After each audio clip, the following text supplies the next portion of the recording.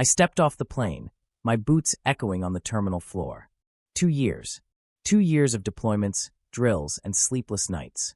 I had imagined this moment 100 times.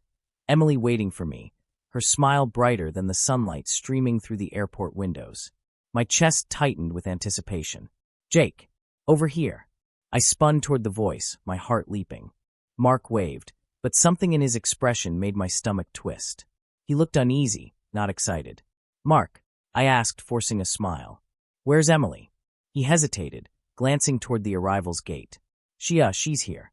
I jogged forward, scanning the crowd. And then I saw her. Emily. My Emily. Except she wasn't looking at me. She was laughing, leaning close to someone else, a man I didn't recognize at first. My throat went dry. Jake, you okay? Mark's voice shook me. I swallowed hard. Yeah, just surprised. Olivia appeared beside me, her expression unreadable. Jake, she. I turned to her, panic rising. She what? Olivia, tell me. Olivia's lips pressed together. She's happy. Happy. With him. What do you mean happy? I asked, my voice barely controlled. Who is he? Olivia looked down, twisting her hands. Her friend. Nathan. Childhood friend. My stomach dropped. Childhood friend. My mind raced. Memories of the last letters, the last calls, the plans we made before I left. All of it shattered in a heartbeat. Mark put a hand on my shoulder. Jake, I didn't want to tell you like this. You didn't want to tell me? My voice cracked. Why didn't you tell me? I just came back. I didn't know how. Mark said, his eyes avoiding mine. I thought it would blow over. I didn't think. Didn't think what? That she'd betray me while I was risking my life. I snapped, pulling my hand from his grip. Jake, calm down, Olivia said, stepping closer. Look, you need to see it for yourself. For myself? My hands shook as I approached Emily. Her laugh rang out, light and carefree, but not for me. My chest ached. Emily. I called, my voice catching. She turned. Not at me. She turned to Nathan, her eyes soft, filled with something I had never seen for me. Nathan, you won't believe what Mark just said. I froze. Every word was a dagger. She didn't even glance at me, didn't hesitate. Emily. I said again, my voice low. What is this? She blinked at me, confusion, or was it guilt? In her eyes. Jake. It's complicated. Complicated? You're marrying him. I said, rage and heartbreak colliding. Do you know what I went through for 2 years? What I sacrificed? I know, she whispered, stepping back. I didn't mean. I never wanted to hurt you. Never wanted to hurt me? Emily, I trusted you. I left everything for you. My voice broke. People stared, but I didn't care. Nathan stepped forward, a polite smile plastered on his face. Jake, we didn't want to hurt you. But Emily and I. Stop, I yelled. Just stop. I don't want to hear your excuses. Olivia put a hand on my arm. Jake, maybe. Don't touch me. I pulled away. My heart was a storm of disbelief and pain. All those promises, all those nights we planned our future gone. Mark swallowed hard. Jake, maybe she's confused. Confused? Confused doesn't get you married to someone else while your fiancé comes home from military duty. I shouted. My vision blurred. Emily's lips trembled. Jake, I didn't know how to tell you. Didn't know how? I laughed bitterly. You knew exactly what you were doing. Nathan looked apologetic, but I couldn't see him. I couldn't see anyone. My world had collapsed in the arrivals hall. Olivia's voice was calm, almost gentle. Jake, I know this hurts, but you're stronger than this. Don't let it break you. I don't feel strong, I admitted, my voice barely above a whisper. I feel like my heart was ripped out. And the people I trusted, they all knew and didn't say a word. Emily reached out. Jake, please. I stepped back. Don't. Just don't. I turned away, moving toward the exit. The applause, the celebrations, the hugs, they were all meaningless now. My life had changed in a single moment. 2 years of loyalty, sacrifice, and love, betrayed in seconds. I walked out of the airport alone, my fists clenched, my mind racing. The world felt different, colder. And I knew one thing, this wasn't the end. This was just the beginning. I followed Emily out of the car, my heart hammering in my chest. Every step toward the church felt like walking through fire. 2 years away, and I thought I'd return to her arms. Instead this. Jake, you made it, Olivia said softly, gripping my arm. I did, I muttered, but my voice was hollow. My eyes locked on Emily at the altar. She looked radiant, smiling at Nathan. Smiling at him. My stomach churned. Mark leaned in. She looks happy. I can see that, I spat, trying to steady my hands. Jake, maybe. Olivia started, but I shook my head. No. I need to hear it from her. I stepped forward as Emily turned, her eyes meeting mine briefly. She froze, a flicker of guilt crossing her face. Then it was gone. Emily, I said, my voice low, trembling. What is this? She swallowed, looking past me. Jake. You what? You're marrying him. While I was gone. 2 years. 2 years I trusted you, Emily. My words shook with fury. I didn't know how to tell you, she said, her voice soft, rehearsed. You didn't know how. I laughed bitterly. You made it perfectly clear with your actions. Nathan stepped forward, extending a hand. Jake, I know this looks bad, but… Don't, I cut him off. Don't speak. Don't even pretend. You knew she was mine. We didn't plan it like this, Emily whispered, looking down at her hands. It just happened. Just happened. My voice cracked. Do you know how that sounds? Like it's an accident that you broke my heart. Mark cleared his throat nervously. Jake, maybe you should sit down. Take a breath. Sit down. I barked. Mark, do you know what it feels like to see the woman you love laughing at someone else while everyone stares? While your own family avoids looking at you? Olivia gently touched my arm. Jake, calm down. This isn't the time. Isn't the time? Isn't the time? I shouted, startling a few nearby guests. This is the time. The only time that matters is now, and now I see everything. I see Emily smiling at him, promising her life to him. Emily's lips trembled. Jake, please. Please what? Apologize? Explain? Pretend you care. I stepped closer, my fists clenched. I trusted you. I left everything for you. Every letter I wrote, every promise I made, every night I dreamed of this day. We were supposed to be together. And this is my welcome home. Nathan's expression hardened slightly. Jake, we didn't want to hurt you. Emily, Stop it. I yelled, my voice echoing off the walls. I don't want to hear it. I don't want your excuses. I don't want anything from either of you. Just leave me alone. Guests murmured, glancing at me with curiosity and discomfort. The whispers stung like knives. Did everyone know? I thought. Did they all see this coming? Emily looked like she wanted to speak again. I shook my head. Don't. Just don't. I thought I was doing the right thing, she whispered, almost to herself. Doing the right thing? I laughed, bitter and short. Is that what you call marrying someone else while your fiancé comes home from military duty? Doing the right thing. Olivia sighed, her eyes soft.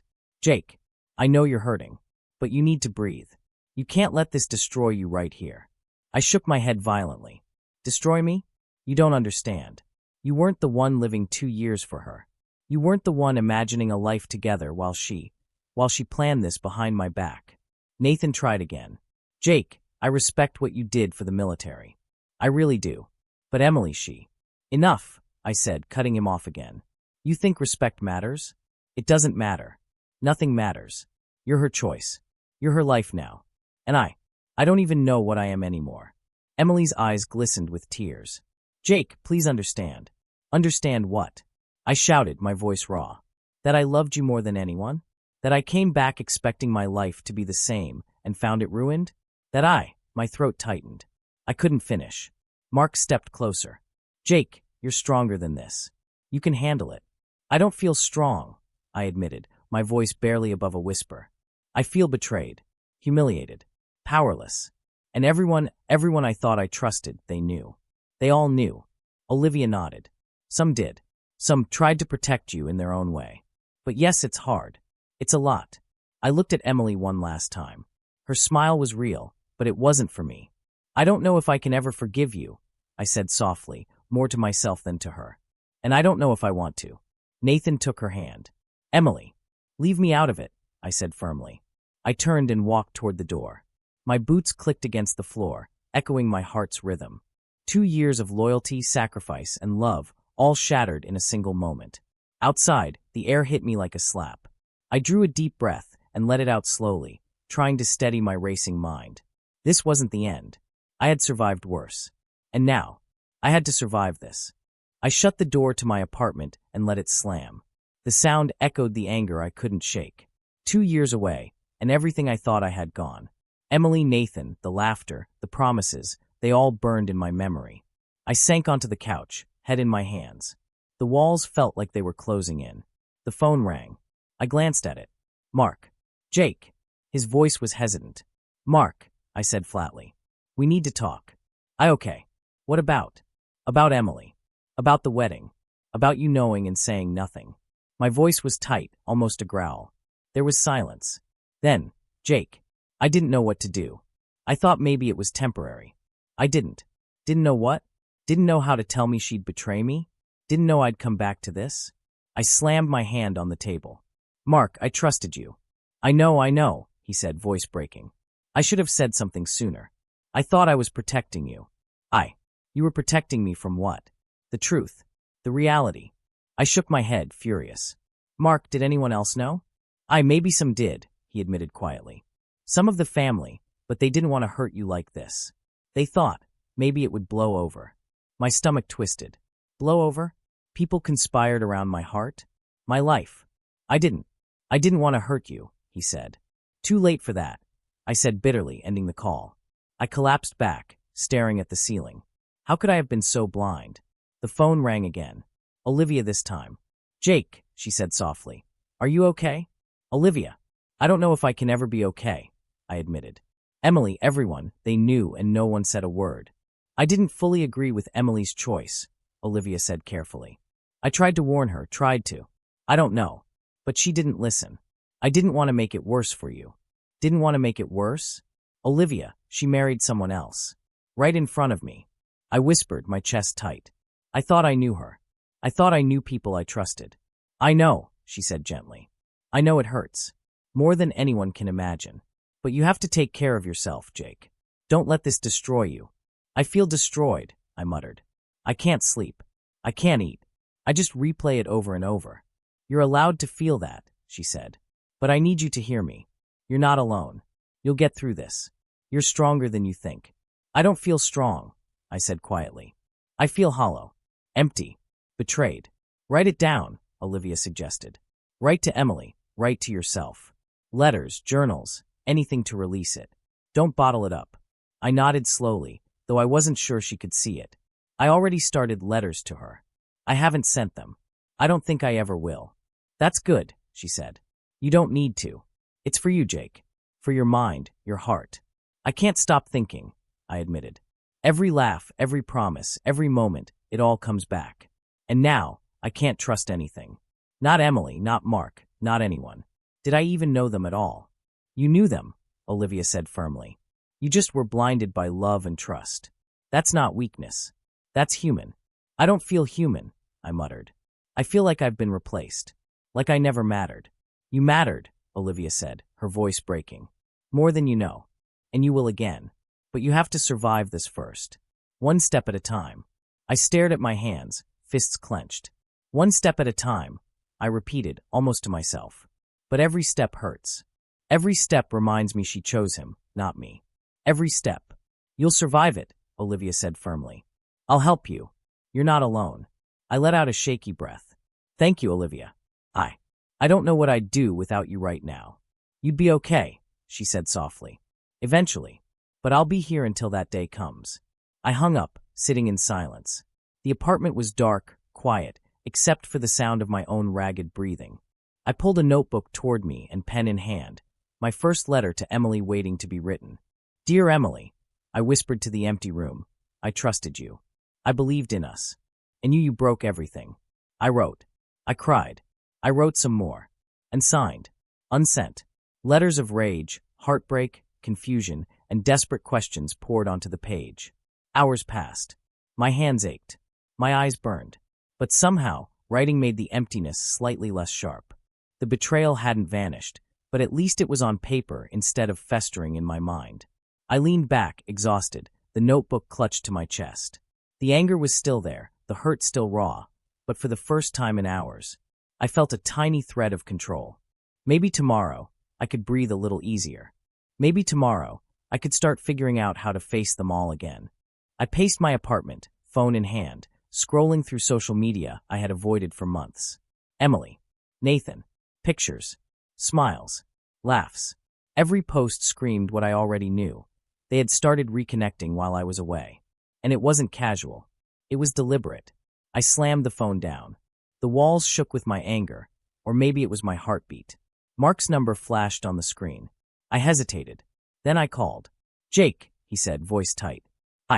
I wasn't expecting. "I need answers," I interrupted. "Now, tell me everything you know." "Everything." He swallowed. "Jake, it's complicated. It should have been complicated before she married him, not after. Tell me what happened while I was gone." My voice cracked. "I deserve to know." I didn't know how to. How to what? Protect me from the truth. I barked. "Mark, she didn't just make a mistake. She made a choice. And you knew." "I didn't want to hurt you," he said quietly. "I thought maybe she'd come back to you. I thought maybe it wouldn't last." "It wouldn't last?" I laughed bitterly. "Mark, she promised herself to him emotionally before she even sent her first letter to me.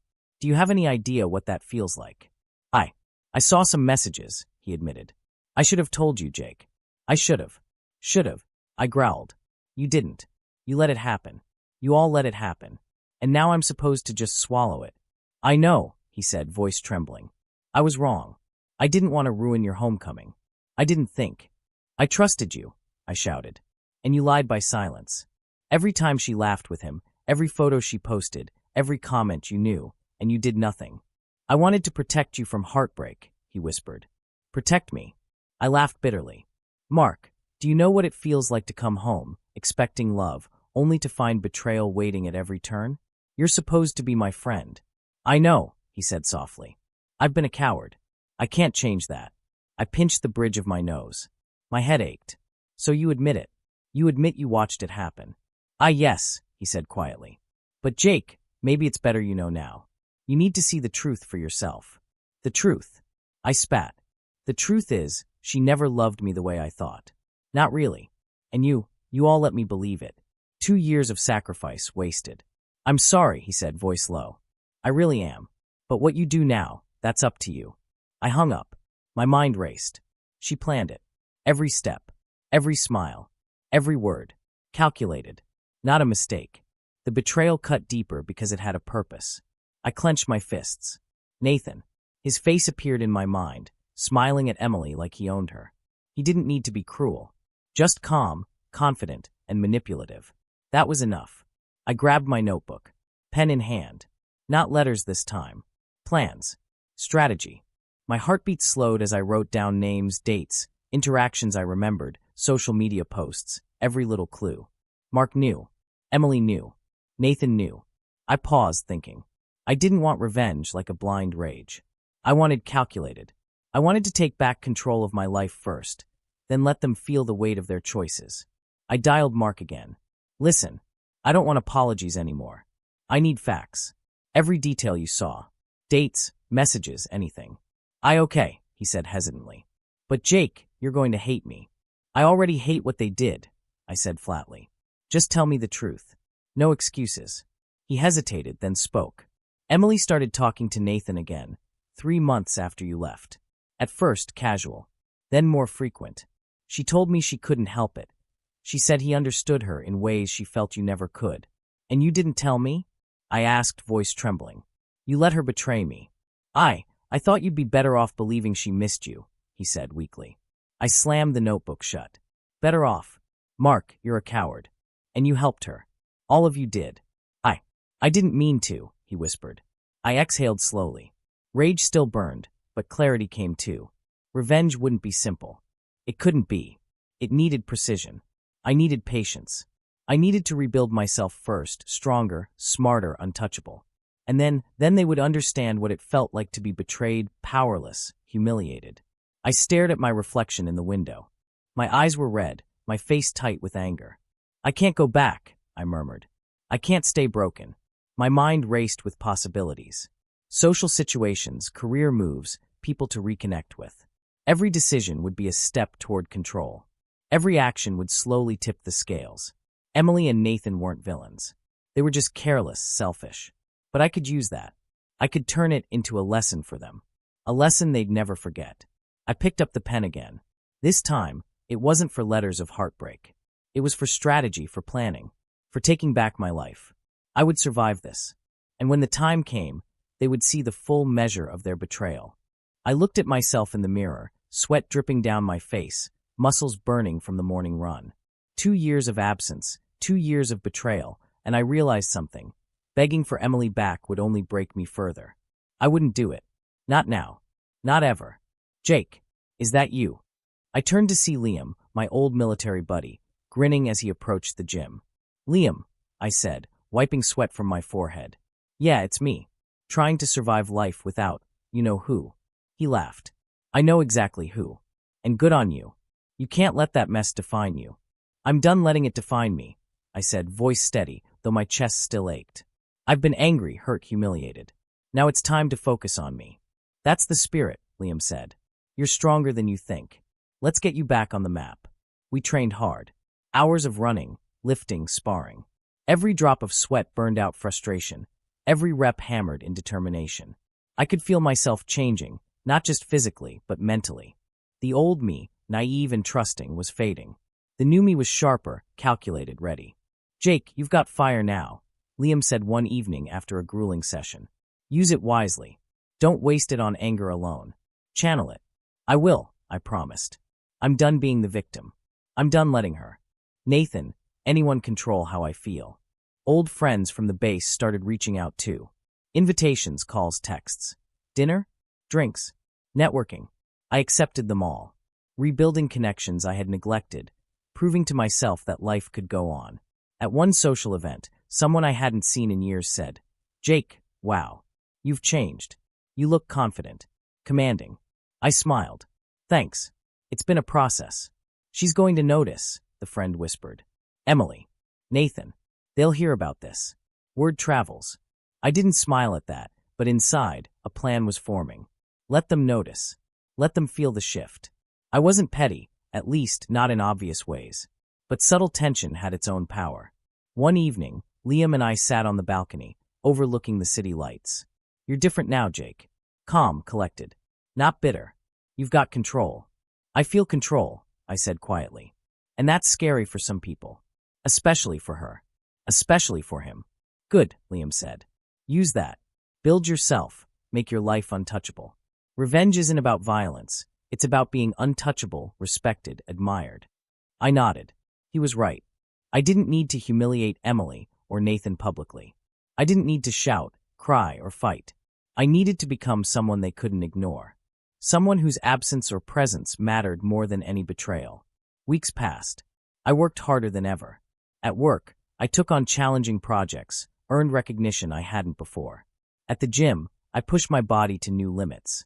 In social circles, I was confident, approachable, magnetic. One night, at a charity gala, I overheard whispers. Jake's really changed. Stronger, sharper, and he's single. I smiled politely, swirling the glass in my hand. A part of me relished their surprise. Emily's name crossed my mind. I didn't crave her. Not anymore. I craved the satisfaction of reclaiming myself. Liam leaned in, grinning. You're making waves, Jake. Keep going. They'll notice eventually. I know, I said, feeling a pulse of pride. Every step I take now is mine. And if they feel tension, fine. That's on them. My nights were calmer now, though my thoughts still wandered to betrayal. But instead of drowning in rage, I let it sharpen me. I plotted mentally strategies for life, work, and interactions where I could show strength without malice. Emily and Nathan's circles began hearing about my transformation. Small hints, photos of me at events, achievements, friends praising my growth. I didn't advertise. I simply lived. And that was enough. I remembered a line Liam had said earlier. Revenge isn't always loud. Sometimes it's living better than they ever imagined.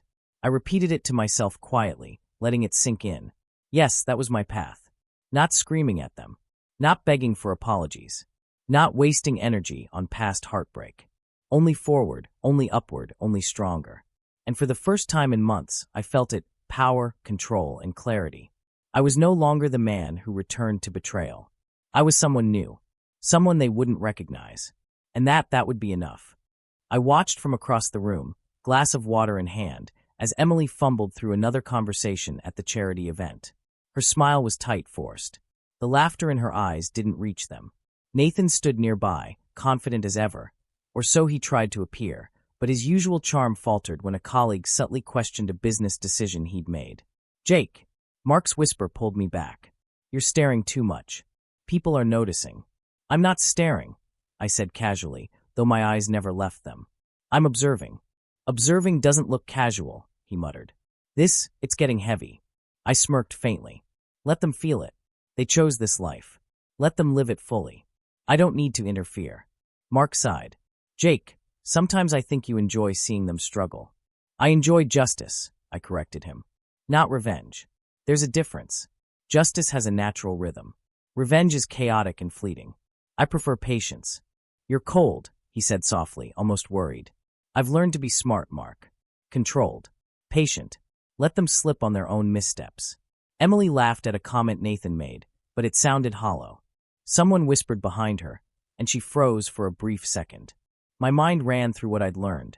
Whispers of disapproval, social gossip, a few sharp comments behind her back. She was facing scrutiny, the kind I hadn't needed to push. Karma had started moving on its own. Nathan, oblivious, tried to maintain dominance. "Emily, handle this." His tone was sharp, almost condescending. "I'm trying," she said, voice trembling slightly. It's just a lot." Mark leaned in. "Jake, this is harder than you think. Don't lose yourself in it." "I'm not losing myself," I said firmly. "I'm learning control. I can feel it.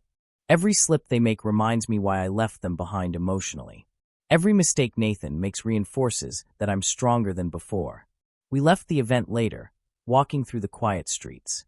"Jake, seriously," Mark said, "don't let it consume you. You're walking a fine line between growth and obsession." "I'm aware," I said, "and I will not cross it. Observing is enough. Sometimes silence teaches louder lessons than confrontation." "Still," he trailed off, eyes wary. "I can't imagine being that close and watching someone you loved flounder." "I don't feel love for them anymore," I admitted. "Not in the way I used to. What I feel now is clarity. Strategic clarity. I started keeping a journal again, but this time it wasn't letters of heartbreak. It was reflection, analysis, and observation. I wrote about my growth, the strategies I was developing, the lessons from pain. I chronicled Emily's social slip-ups, Nathan's arrogance, and the subtle tensions I noticed around them. One entry read, "Patience is more powerful than confrontation. Let the weight of their choices settle naturally. I'm not cruel, I am vigilant." A week later, I ran into Emily at a networking luncheon. She hesitated, then smiled nervously. "Jake, hi." I nodded, calm. "Emily. How have you been?" she asked, tone carefully neutral. "Good," I said, watching her carefully. "Busy. Focused." Nathan's absence was telling. He had left her to deal with a mismanaged situation. Emily faltered slightly in conversation, her composure slipping under subtle pressure. I said nothing beyond polite acknowledgement. I didn't need to. She could feel my gaze, could sense the difference in me from the man she had known. Later, Mark called. "Jake, she noticed you. She's talking about you with Nathan. Tension's building. Be careful." "I know," I said. "It's not my doing. Let them unravel themselves. My job is to maintain strength, not to provoke." "I admire your restraint," he admitted. "Most people wouldn't last." "I've learned it's better to wait," I said. "Better to build power quietly than to act impulsively. Let them see the consequences of their choices naturally. That's more satisfying than any confrontation." Olivia stopped by that evening. "Jake, you're different," she said, concern in her voice. "Not just stronger, but colder. I worry you might lose perspective." "I haven't," I said calmly. "I've gained it. I see clearly now. The past doesn't define me. The betrayal doesn't control me. I am in control. And that's the point." "But Jake," she said gently, "don't let observing them become your life. You're becoming a shadow of what you were, always calculating their slips." "I'm still me," I said. "More me than ever. I'm patient, vigilant, prepared. And I will not let them diminish me again." Olivia studied me for a long moment. "Just promise me, don't cross lines you'll regret." "I promise," I said. "I'm focused on my life. Not hers. Not his. Karma is unfolding. I'll let it do its work." I returned to my journal, writing late into the night. Notes on my emotions, my growth, and observations of Emily and Nathan. I didn't write to hurt anyone. I wrote to strengthen myself, to maintain awareness and discipline. Every misstep Nathan made, every subtle gaffe Emily committed, reinforced my resolve. I smiled quietly, knowing I wasn't acting in anger, but in patience. They would feel the consequences of their choices. Naturally. And I would remain untouched, stronger, wiser, and in full control. I sat on the balcony, the city lights flickering below like a reminder of a life moving forward. The air was cool, calm, and for the first time in months, I didn't feel hollow. I felt steady. My phone buzzed. Mark's name flashed. "Jake," he said quietly. I just wanted to check. "You're okay." "I am," I said, sipping water. "I think I finally am." "I'm glad," he said, relief evident. I never meant to hurt you. I only wish I'd been braver, told you sooner." "Mark," I said, voice firm but calm. "We all made mistakes. You were weak, but you didn't act maliciously. That's enough acknowledgement. Don't carry it forever." "I'll try," he said softly. "Seeing you now, it's inspiring." "Thanks," I said and hung up. I looked at the city again. My thoughts drifted, as they often did, to Emily and Nathan. Rumors had spread. Nathan's arrogance had caused a major business error. Emily's social circle was critical, whispers growing louder. I wasn't involved. I didn't need to be. I had watched, quietly, as the consequences of their choices unfolded naturally. I remembered the countless nights of anger, heartbreak, sleepless hours, letters I never sent. Every moment of pain had built me into someone sharper, stronger, more aware.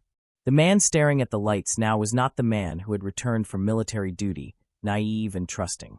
Olivia called later. "Jake, are you?" "I am," I said. "I'm calm. Focused. I've learned what matters." "You've grown," she said, voice soft. "It's good to see." I feel better knowing you're okay." "Thank you, Olivia," I said sincerely. "You and Mark, you both tried in your way. And that's enough closure. I don't need apologies, just honesty." "I think we've all learned," she said. "I just hope you stay careful. Revenge isn't safe for the soul."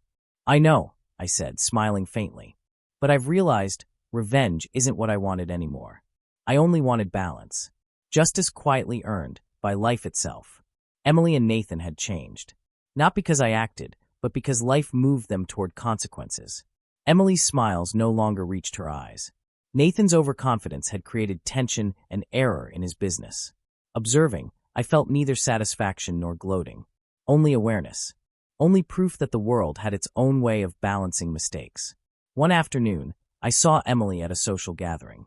She hesitated, noticed me, and forced a polite smile. "Jake," she said, voice tight. "Emily," I replied, calm, steady. "Good to see you." I hope you're well," she said cautiously. "I am," I said honestly. "I've focused on what matters to me." Her eyes dropped. I see." And that was it. No explanations, no apologies, no confrontation. I didn't need them. The silence spoke louder than anything I could say. Nathan was nearby, attempting charm, but the tension between them was visible. Their choices had consequences, and I was no longer part of that equation. I watched only briefly, then turned away. My life was mine again. I wrote in my journal that evening, reflections of the journey, the heartbreak, the betrayal, the slow build of strength, the patience, the eventual clarity. I wrote about the lessons learned: trust wisely, value self-respect, and never let anyone define your worth. Revenge is sweetest when silent, I wrote. Growth matters more than vindication. Pain is temporary, but strength endures. I looked at the pen in my hand, the notebook filled with months of reflection. Letters unsent, strategies contemplated, observations chronicled. Every page a testament to survival, patience, and the quiet reclaiming of my life. Mark visited later. "Jake, you've really changed. You're someone else entirely." "I'm still me," I said. "But better, smarter, wiser, less vulnerable, stronger."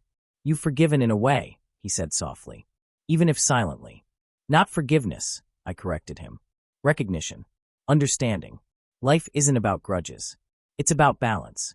Let people face their choices and move forward yourself." Olivia stopped by that night too. We sat in quiet companionship, no need for words. She gave me a soft smile. "I think you're finally at peace." "I feel it," I admitted. "Not completely healed, but steady. I've learned to carry the scars without letting them weigh me down." We spoke briefly about future plans, mundane things, jobs, friends, small life decisions. It was normal. It was grounding. The storm of emotions, betrayal, and chaos had passed. And I had survived. Later, alone again, I leaned back in my chair, eyes on the city lights. A soft breeze carried away tension I didn't even realize I'd been holding. I whispered quietly to myself, I've reclaimed my life. I've learned from betrayal. I am stronger than before. I closed my eyes, letting the satisfaction settle. No one needed to know my inner victory. No one needed to feel my pride. It was mine alone. Silent, private, unassailable. And for the first time in what felt like years, I smiled freely. Not out of spite. Not out of triumph over others. But because I had taken control of my life. I had endured heartbreak, betrayal, humiliation, and come out whole. Scarred, yes, but resilient. The city hummed below. The night was quiet. I was quiet. I was at peace.